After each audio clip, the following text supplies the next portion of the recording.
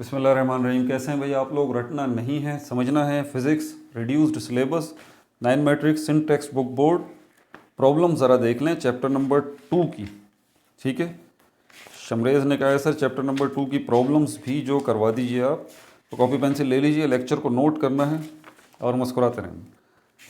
क्या है इन प्रॉब्लम्स के अंदर? हमारे पास आखिरी पेज नंबर 31 खोल लें आप, पेज नंबर 31 खोल लें, कैलकुलेटर निकाल लें, रजिस्टर भी खोल लें, मेरे साथ साथ डेटा बनाएं। फिजिक्स में प्रॉब्लम सॉल्व करने का कौन सी है प्रॉब्लम? 2.3।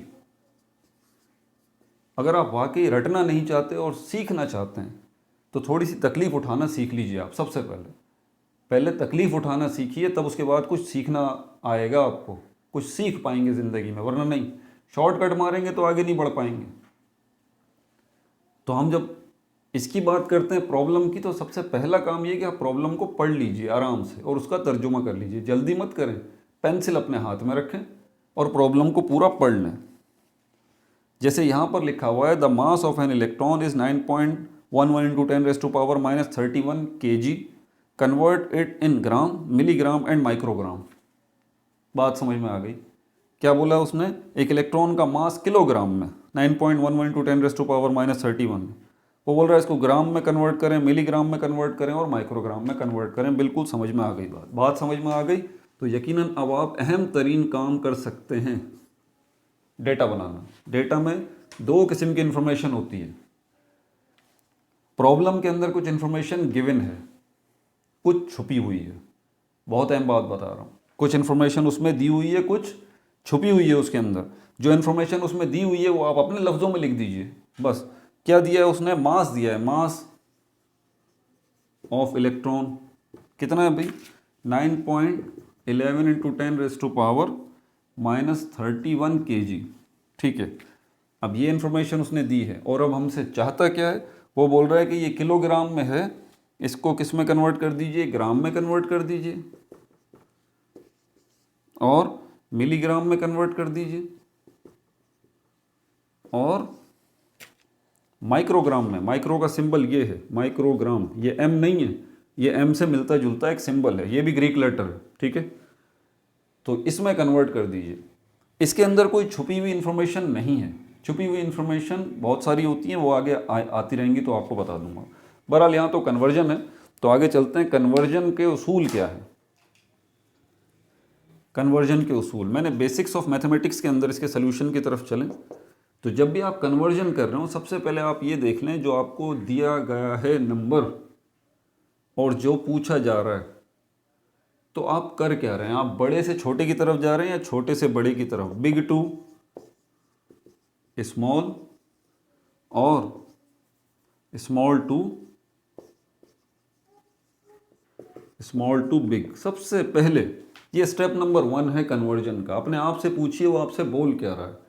आपको पता होना चाहिए कि किलोग्राम जो है वो एक बड़ा यूनिट है, बिग यूनिट है, और ग्राम जो है वो एक छोटा यूनिट है। बस अब टेंशन ख़त्म। आपको पता लग गया कि आपको बड़े से छोटे की तरफ जाना है, बिग टू स्मॉल। जब भी आप बिग टू स्मॉल, बड़े से छोटे की तरफ जाते हैं, याद रख लीजिए आप मल्टीप्लाई करते हैं। ये स्टेप नंबर 2 हो गया।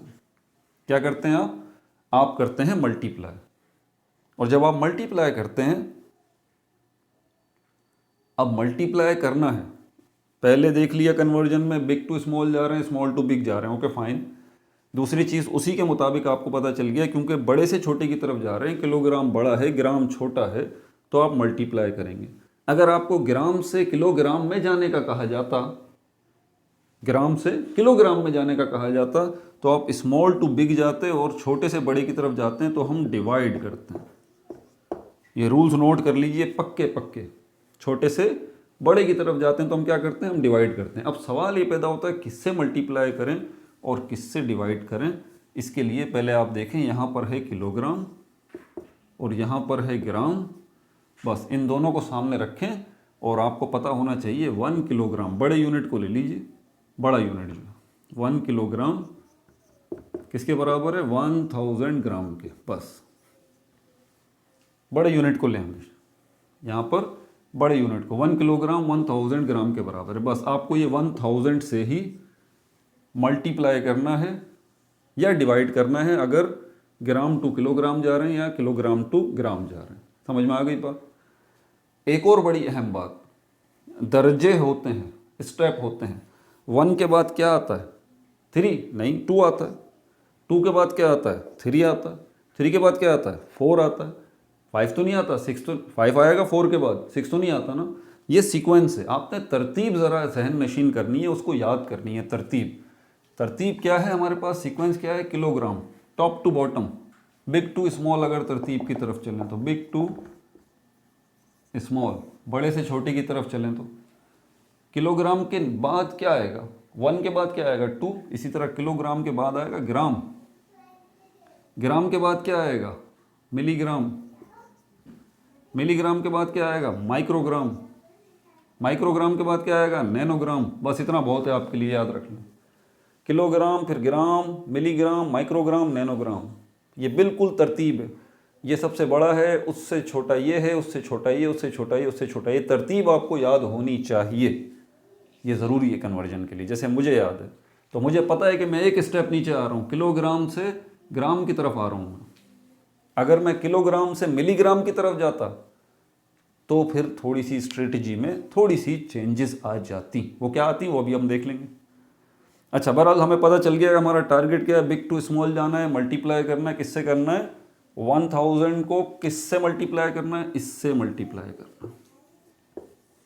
ठीक है, किलोग्राम को 1000 से मल्टीप्लाई करना है, तब हम बड़े से छोटे की तरफ जाएंगे। अब एक और प्रॉब्लम आ जाती है। ये जो हमारे पास टर्म है, ये साइंटिफिक नोटेशन या एक्सपोनेंशियल फॉर्म में, पावर वाली शक्ल में, ये साइंटिफिक नोटेशन। ये जो हमारे पास है ये ऑर्डिनरी नंबर है, ऑर्डिनरी नंबर है। तो मल्टीप्लाई में तो आपको कोई टेंशन नहीं होगी, मल्टीप्लाई में तो कोई टेंशन नहीं होगी। आपने सिर्फ क्या करना है, यहाँ पर इसको लेना है 9.11 इंटू 10⁻⁻31 मल्टीप्लाई बाय 1000। देखें ज़रा कैलकुलेटर आपका क्या कह रहा है?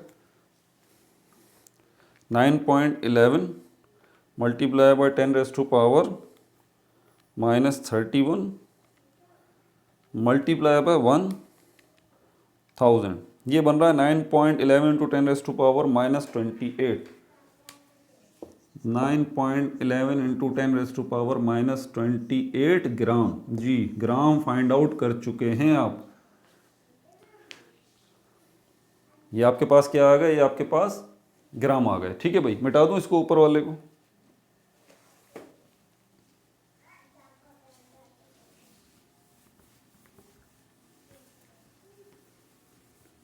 अब आपके पास पहले क्या था? आपके पास किलोग्राम था। कितना? 9.11 इंटू 10⁻⁻31 किलोग्राम में था। आपने अभी अभी फाइंड आउट किया 9.11 इंटू 10⁻⁻28 ग्राम। अब आपके पास ग्राम आ गया, लेकिन आगे अब वो आपसे क्या कह रहा है कि आपको क्या करना है? मिलीग्राम में जाना है। तो आपको पता होना चाहिए कि अब आप दोबारा कन्वर्जन कर रहे हैं, तो दोबारा कन्वर्जन कर रहे हैं तो आप बड़े से छोटे की तरफ जा रहे हैं या छोटे से बड़े की तरफ? आप ग्राम टू मिलीग्राम जा रहे हैं। तो क्या है? ये बड़ा है, ये छोटा है। मैंने कहा था तरतीब याद रखिएगा, भूलिएगा नहीं। किलोग्राम, ग्राम, मिलीग्राम, माइक्रोग्राम। तो अब यहाँ पर फिर वही कि एक बड़ा यूनिट ग्राम है। 1 ग्राम में कितने मिलीग्राम है? 1000 मिलीग्राम। ठीक है भाई। अब क्या करना है? मल्टीप्लाई करना है। किसको? किलोग्राम को नहीं, no no no no no, gram को। इसको लीजिए 9.11 इंटू 10⁻⁻28 मल्टीप्लाई बाय 1000। पहले से लिखा हुआ है 1000, ये हो गया 9.11 इंटू 10⁻⁻25। 9.11 into 10⁻⁻25 milligram. सिंबल्स का ध्यान रखिएगा, साइंस में कैपिटल लेटर, स्मॉल लेटर, इनका बहुत ज़्यादा ख्याल रखा जाता है। आंसर भी तो चेक कर लें भाई बुक में, क्या यही है? हाँ बिल्कुल यही है, मिलीग्राम भी यही है। तो अब आपके पास क्या आ गया? आपके पास जो है वो मिलीग्राम भी आ गया। तीसरी चीज़ उसने क्या बोली है कि माइक्रोग्राम भी बताइए। ठीक है, तो अब इसको हम कन्वर्ट करते हैं पहले इसको लिख लें 9.11 इंटू 10⁻⁻25 मिलीग्राम। अब चलते हैं किसकी तरफ, माइक्रोग्राम की तरफ। तो फिर क्या करेंगे, तरतीब याद है ना, किलोग्राम, ग्राम, मिलीग्राम, माइक्रोग्राम, ये मत भूलिएगा। आप इससे ऊपर अगर देखें तो क्या है, मिलीग्राम, 1 मिलीग्राम 1000 माइक्रोग्राम के बराबर। तो आपको मिलीग्राम चाहिए, ये रहे 9.11 इंटू 10⁻⁻25 मिलीग्राम मल्टीप्लाई बाय 1000। ठीक है भाई, से इसको मल्टीप्लाई करते हैं, मल्टीप्लाई बाय 1000,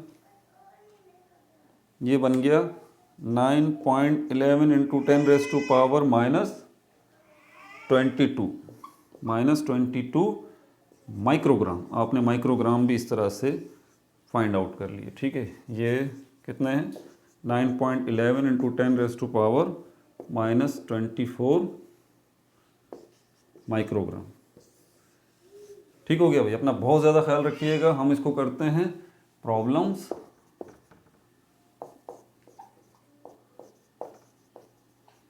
प्रॉब्लम्स कर लेते हैं, किसकी है, चैप्टर 2 की, चैप्टर 2 पार्ट 1। पार्ट 2 के अंदर 2.3 और 2.4 इंशाल्लाह हम कर लेंगे। अपना बहुत ज़्यादा ख्याल रखिएगा। No like, no subscribe, only share.